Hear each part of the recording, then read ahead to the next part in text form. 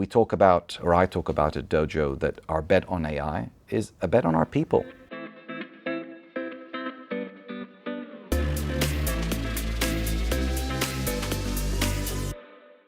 How do you think about businesses, especially your employees, in terms of their readiness to make the leap from being a digital to an intelligent business? What does that look like for the individual? I think if I look at Dojo, and I think maybe more broadly, if I can speak to that, I think people are ready and willing. There's a huge amount of grassroots adoption, not just professionally. You're hearing more and more people that are using this technology in their personal life as well. So I think there's a willingness and interest.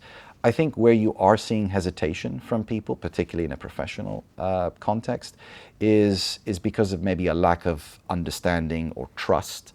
I think pointedly, there's a fear factor as well. What does it mean for their jobs? Does it mean that they might lose their jobs? And so I think as a technology leader, we have a responsibility to build bridges between the willingness of our people and the ambiguity and the fears and the worries that those have. So I think that trust partnership, and I think it's a multifaceted trust partnership. It's between leaders and the workforce, but it's also between the workforce and AI. So it's really investing in that this is here to augment. And we talk about it at Dojo. I sort of look at it across a phase spectrum of about 3 bands in my mind. You've got automation.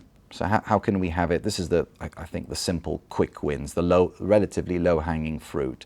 How do we eliminate some of those repetitive, mundane elements of people's work? Easier ROI also usually to measure. Then you've got augmentation. How can we genuinely assist people in doing their jobs faster, better?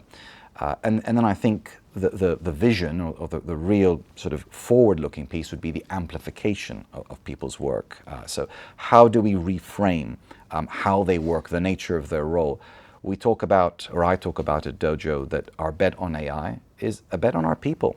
And it's led to one of our core AI principles, which is we want to be an AI-fueled business, but always a people-powered business. And I think that language and using that narrative and talking about it regularly helps to break down those silos and those fears and those worries and bring people to it. And a big part is also then not just talking, but giving them access. You need to roll out the tools. You need to democratize access to those tools and to learning. AI literacy is, I think, another huge barrier to engaging with the broader community.